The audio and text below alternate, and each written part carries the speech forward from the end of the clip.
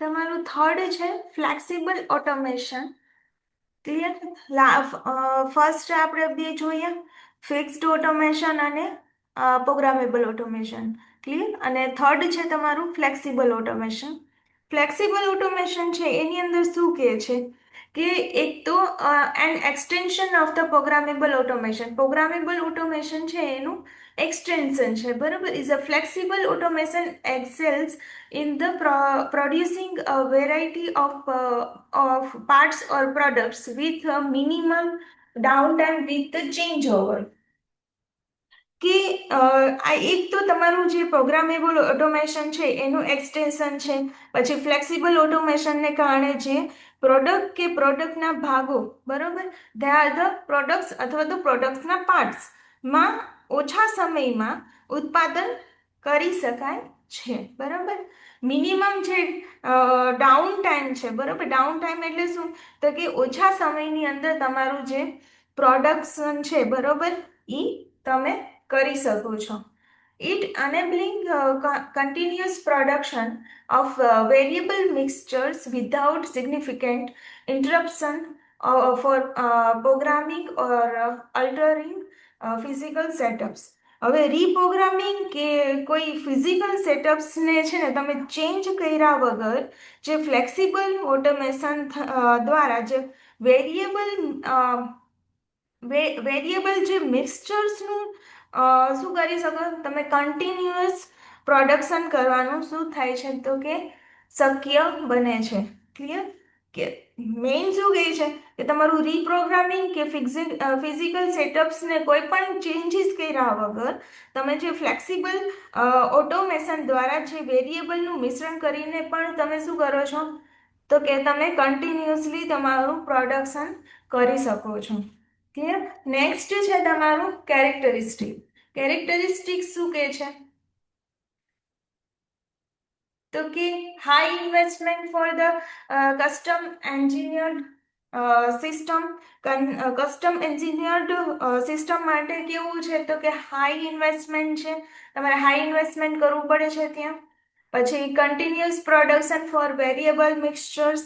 Variable mixtures એટલે કે configuration જે તમે ચેન્જીસ કર્યા વગર તો પણ તમે શું કરો છો તો કે કન્ટિન્યુઅસ પ્રોડક્શન કરી શકો છો. પછી મીડિયમ પ્રોડક્શન રેટ.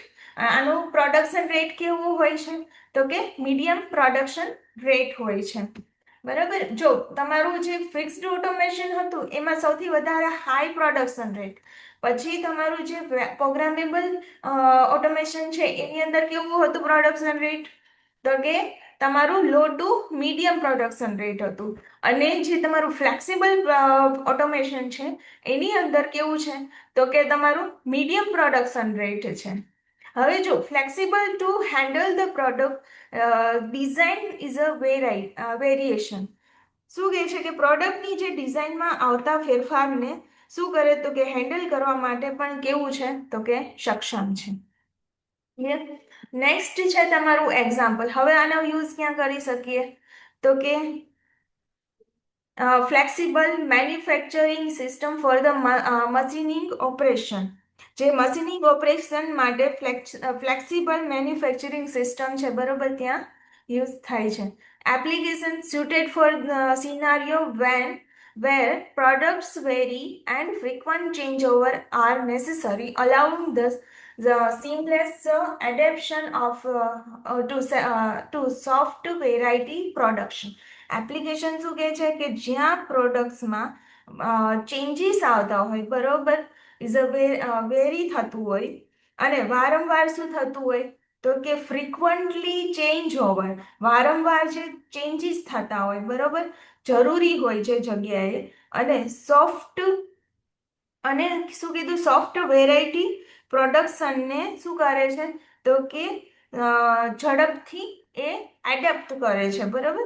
અને તેવા સંજોગોમાં કેવું કરે શું યુઝ થાય છે આ બધી કન્ડિશનની અંદર તો કે તમે આ બધી કન્ડિશનની અંદર ફ્લેક્સિબલ ઓટોમેશન છે એ વધારે તમારા માટે સ્યુટેડ છે. They are suited for flexible automation. આ બધી વસ્તુઓ માટે જો પ્રોગ્રામેબલ ઓટોમેશન છે. પ્રોગ્રામેબલ ઓટોમેશનમાં પ્રોડક્શન રેટ હતો એ તમારો કેવો હતો? તે આર ધ હાઈ. કેવો પ્રોડક્શન રેટ છે? Low to medium. ફ્લેક્સિબલની અંદર કેવું છે તો કે મીડિયમ પ્રોડક્શન રેટ. અને તમારું જે ફિક્સ્ડ ઓટોમેશન છે એની અંદર હાઈ પ્રોડક્શન રેટ ઇન્ક્લુડ કરવામાં આવ્યું છે. બરાબર? આટલું ક્લિયર થયું તમને?